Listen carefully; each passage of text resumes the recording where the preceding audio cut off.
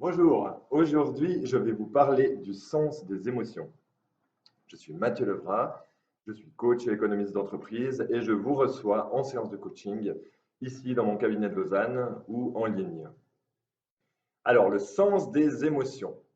J'ai déjà fait une vidéo sur les émotions en général et sur disons, où je vous ai donné la définition des émotions.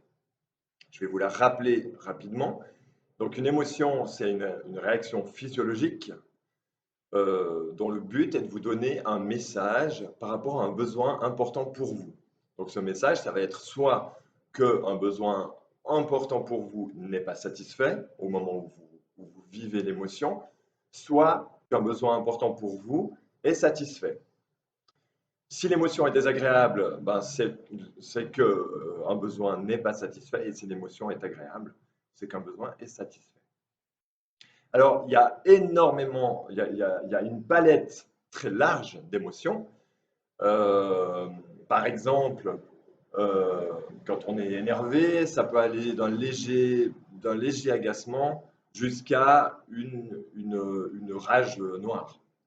Ou dans le domaine plus de la joie, ça peut aller d'une légère satisfaction par rapport à quelque chose jusqu'à l'extase.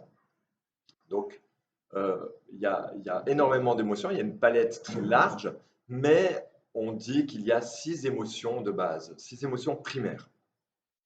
Donc, pour vous aider à mieux identifier le message d'une émotion, je vais vous indiquer le sens de chacune des 6 émotions primaires. Alors, je les ai mises par écrit pour que ce soit facile. Ah, donc, les 6 émotions primaires. Donc, il n'y en a que 6. Et après, il y a toutes sortes de degrés ou de combinaisons entre ces 6 pour former toute la palette émotionnelle qu'on connaît. Alors, donc les 6 émotions, déjà, c'est la peur, la colère, la tristesse, le dégoût, l'étonnement et la joie. Voilà, ça, c'est les 6 émotions primaires. Et donc, chacune a un sens bien particulier. Alors, on va commencer par la peur. Donc, la peur, c'est toujours lié à un danger, qu'il soit réel ou qu'il soit illusoire. Il y a beaucoup de peurs qu'on a aujourd'hui qui ne sont pas forcément liées à un danger réel qui met vraiment notre intégrité physique en cause. Mais, enfin, que le danger soit réel, imminent ou imaginaire, ou un peu réel ou un peu imaginaire, ou quel qu'il soit, ben, la peur, elle est bien réelle. Elle vous indique bien qu'il y a quelque chose là à écouter.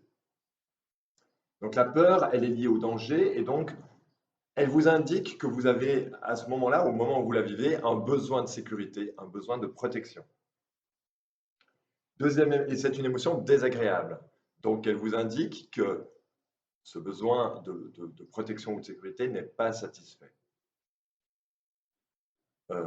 Et je rappelle qu'on parle d'émotions désagréables ou agréables plutôt que d'émotions positives ou négatives, comme la plupart des gens les appellent, parce qu'en fait, euh, elles ne sont pas, les émotions ne sont pas négatives dans le sens dans le sens qu'elles sont constructives. Elles sont toujours constructives puisqu'elles ont toujours un message à vous donner.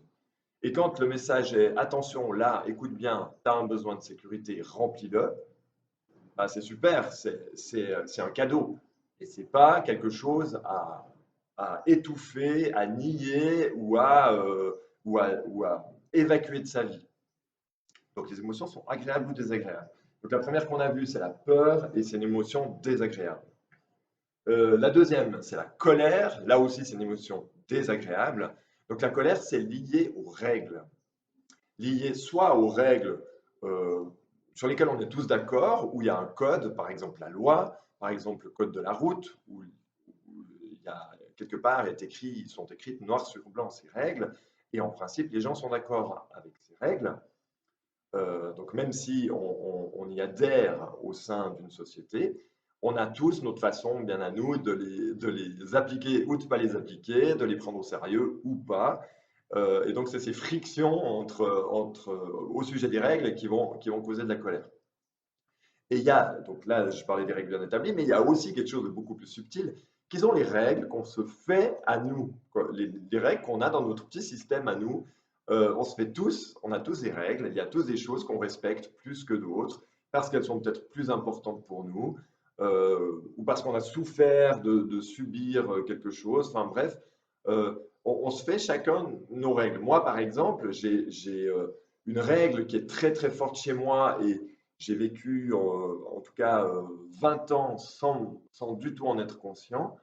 C'est que j'ai une règle qui est très forte, qui est la prééminence au premier. Le premier arrivé quelque part, le premier né, le premier qui a, voilà, enfin, le premier a droit à un privilège, c'est d'être servi en premier, c'est d'être un peu plus considéré, etc. Je ne vous dis pas que c'est juste de penser comme ça, je vous dis que c'est une règle que j'ai intégrée dans mon système, que j'ai de moins en moins d'ailleurs, et que pendant des années et des années, j'ai vécu sans du tout être conscient de ça. Donc on a tous des règles et c'est important, enfin, autant que faire se peut de les un peu mettre au jour et de les voir, parce que ça vous permet de comprendre. Parce que si vous n'êtes pas conscient que vous avez une règle de ce type, une règle bien à vous, déjà, les autres ne peuvent pas la deviner, donc ils ne vont pas forcément la respecter.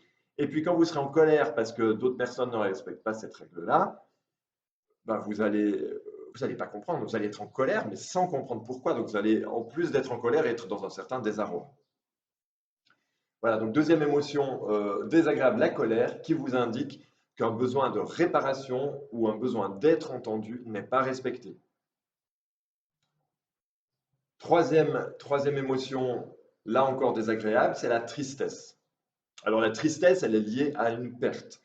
Donc ça peut être la perte de n'importe quoi. Ça peut être la perte de votre jeunesse, ça peut être la perte d'un ami, ça peut être la perte d'une personne dans le sens qu'elle est décédée, ça peut être la perte d'une situation, ça peut être la perte d'un objet. Et peut-être qu'on est triste pour l'objet, mais peut-être qu'on est triste pour ce que représente l'objet. Donc c'est lié à une perte. Et donc le besoin qu'on a quand on est dans la perte, quand on vit la perte, c'est un besoin d'amour et de réconfort. Donc on va avoir besoin soit de s'écouter, de prendre soin de soi, soi-même, ou d'avoir cet amour, ce réconfort, cette douceur de quelqu'un d'autre. Quatrième émotion, qui est là encore désagréable, c'est le dégoût. Donc le dégoût, il est lié au rejet et son message, son sens, c'est tu as besoin de prendre du recul, de mettre de la distance, de te mettre en retrait par rapport à ce que tu vis. C'est souvent assez bref, mais pas seulement, hein. On peut avoir un dégoût très très profond par rapport à une situation qu'on vit et avoir presque la sensation, comme quand on est dégoûté au niveau de manger quelque chose qui nous dégoûte, rien qu'à penser qu'on vit ou qu'on va revivre une situation. Donc là, c'est quelque chose qu'on peut pas avaler, qu'on peut vraiment qui n'est pas pour nous à ce moment-là. Et le message, c'est mets-toi en retrait. Il vaut mieux prendre du recul, te mettre en retrait. Cinquième émotion, là je dirais ni agréable ni désagréable, c'est l'étonnement qui est lié à la surprise. Et là, c'est un besoin de temps. Donc l'étonnement, c'est comme un petit coup, un petit flash qui souvent on a un mouvement de recul et ça dit là, il se passe un truc inattendu ou un truc que tu ne sais pas gérer. Prends un petit peu de temps avant d'agir. Donc l'étonnement lié qui vous indique que vous avez besoin de temps. Et puis la dernière émotion de base, c'est la joie. Donc là, c'est une émotion agréable. Et la joie, donc liée à la satisfaction. Et donc là, le message, au contraire de toutes les autres, c'est tu as besoin de renouveler l'expérience, de mettre un peu plus de ça dans ta vie. Un peu ou beaucoup plus de ça dans ta vie. Alors, comment utiliser ça? C'est dans la vie de tous les jours, comme j'avais expliqué, ce qu'il y a à faire quand on vit une émotion, c'est tout d'abord la reconnaître, l'accueillir, donc à reconnaître, c'est reconnaître quelle émotion je vis, l'accueillir, la valoriser, dire ok, oui, c'est constructif, c'est un message, c'est pour m'aider. Donc, je l'accueille et je peux même lui dire merci. Enfin, on peut imaginer des petits protocoles à soi pour bien enfoncer le clou, qu'on est conscient que c'est un cadeau et merci, même si elle est désagréable. Merci, merci pour ce message que j'entends bien. D'ailleurs, le fait de bien avoir le message, ça va vous permettre de ne l'émotion, elle va s'éteindre ensuite. Elle n'a plus besoin de revenir. Le message est entendu. Si vous ne l'écoutez pas, vous ne voyez pas le message, ben, l'émotion, elle va revenir, revenir, revenir, jusqu'à potentiellement causer des maladies. Donc, important de la reconnaître, ensuite de l'accueillir, et puis, une fois que vous l'avez accueilli, c'est vous demander quel est son message. Quel est le besoin qui est satisfait ou qui n'est pas satisfait. Et donc, c'est là que ce tableau qui récapitule les émotions de base et leur sens va vous aider. Parce que si vous avez identifié, par exemple, que vous vivez de la colère, eh bien, vous allez pouvoir, enfin, vous allez immédiatement savoir que c'est lié à des règles pas respectées ou à moitié respectées, selon vous, et que là, il y a un besoin de réparation, un besoin d'être entendu, ou un besoin simplement de vous exprimer, de dire là, je suis froissé, il y a ça qui se passe, et que la personne qui a agi contre vos règles le comprenne et peut-être change ton comportement avec vous à l'avenir. Donc une fois que vous aurez identifié, tiens, c'est de la colère, tiens, le message c'est tu as un besoin non rempli par rapport à être entendu, être réparé, demandez-vous dans le passé, quand est-ce que j'ai déjà eu un besoin de réparation ou un besoin d'être entendu et comment je m'y suis pris. Donc, vous pouvez chercher une ou plusieurs occurrences d'avoir vécu ça, d'avoir eu ce besoin et d'avoir réussi à le remplir. Et à partir de là, ben, par rapport à ce que vous vivez là, ben, comment je m'y prends pour remplir ce besoin en utilisant ce que je sais faire, ce que j'ai déjà fait. Et si l'événement est toujours en cours, eh ben, vous pouvez agir tout de suite. Si c'est avec recul et que c'est passé, eh bien, cette petite réflexion sur votre moment de colère, ça vous permettra de préparer une future colère dans une situation similaire. Et puis, donc peut-être pour imaginer un tout petit peu encore plus, je vais vous donner un exemple. Un exemple, on pourrait vivre de la colère, c'est un exemple par exemple dans un travail de groupe, en entreprise ou dans une formation, où par exemple un des participants aurait la règle implicite ou explicite, mais c'est souvent des règles implicites, pour que tout se passe bien et par respect pour tout le monde, chacun a droit au même temps de parole. Cette personne, elle peut aussi avoir comme règle, on ne coupe pas la parole, ça se fait pas, c'est malhonnête, c'est déplacé. Et ce faisant, si elle est face à des gens avec moins d'égard sur comment ils amènent leurs idées dans la discussion, eh bien cette personne, elle va se mettre petit à petit de plus en plus en colère de constater que dans le groupe, là, il y en a un ou une qui est toujours à couper la parole, à amener ses idées, sans attendre que, par exemple, tout le monde ait parlé, etc. Donc la personne va être de plus en plus en colère. Donc là, elle va se dire, tiens, je vis quoi?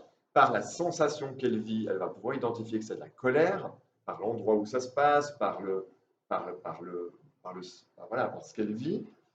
Ensuite, elle va savoir que c'est lié à des règles. Elle va pouvoir donc se dire, mais tiens, il y a quoi comme règle en ce moment sur lesquelles je suis heurté? Et donc, elle va pouvoir trouver, ah oui, là, ouais, ça m'énerve vraiment que cette personne, elle n'ait aucun égard pour les autres, elle parle comme ça, sans attendre son tour, elle reparle une deuxième fois alors qu'il y en a qui n'ont pas encore parlé dans le groupe, etc. Ok, donc j'ai un besoin pas rempli, c'est réparation ou me faire entendre. Alors, comment j'ai fait déjà dans le passé, dans une situation où j'avais besoin de me faire entendre? Ah, ben une fois, j'ai, voilà, il y a quelqu'un qui m'agaçait sans cesse. Et pour finir, j'ai décidé de lui parler. C'est quelqu'un avec qui je devais collaborer, recollaborer, et je me suis dit que ce serait trop pénible si on n'éclaircissait pas les choses. Donc j'avais demandé à cette personne de pouvoir lui parler seul à seul un petit moment. Et là, je lui ai dit au calme, un moment après la situation qui m'avait agacé, voilà, j'ai quelque chose à te dire, voilà, il y a quelque chose qui me heurte, etc. Et donc je vais pouvoir mettre ça en place dans la nouvelle situation.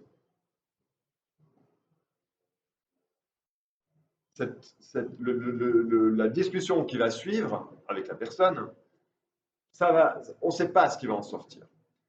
Au minimum, il y aura un effort qui aura été fait pour se faire respecter, et rien que ça, quelle que soit la suite, c'est déjà valorisant, c'est déjà ça va renforcer l'estime de vous-même. Donc de toute façon, c'est super. Ensuite, la personne, elle va peut-être pas être d'accord, ça va peut-être vous agacer, mais au moins vous aurez défendu votre position. Elle va peut-être dire ok, je vais faire attention à l'avenir, je vais changer, merci de me le dire. Dans ce cas-là, c'est génial. Euh, vous pouvez être un peu plus tranquille sur les futures interactions en groupe avec notamment cette personne. Et peut-être qu'elle va même vous expliquer qu'elle trouve ça intéressant, que vous avez ces règles-là. Et peut-être qu'elle, elle a des règles opposées. On a tous un monde, on vit tous dans un monde différent. Et par exemple, c'est possible que cette personne trouve qu'en groupe, il n'y a pas toujours tout le monde qui a des choses à dire ou qui ose dire, et que pour que le groupe vive, c'est important d'être un peu leader et d'amener toutes les idées qu'on a. Et que pour elle, amener les idées que j'ai, c'est plus important que attendre que tout le monde parle le même temps. Et donc une discussion comme ça peut être très productif, ça permet vraiment de voir les points de vue différents, de comprendre pourquoi ils sont différents et pourquoi donc ils s'affrontent, pourquoi il y a des frictions. Et les futures discussions, elles peuvent que être plus agréables et plus constructives. Voilà. J'en ai terminé sur les émotions primaires et le sens qu'elles ont. J'espère que ça vous a intéressé. Si c'est le cas, mettez un pouce levé. Et puis, si vous avez une question, un commentaire ou quoi que ce soit, bah, laissez un commentaire. Et puis, je vous retrouve bientôt pour une autre vidéo. Merci de m'avoir suivi.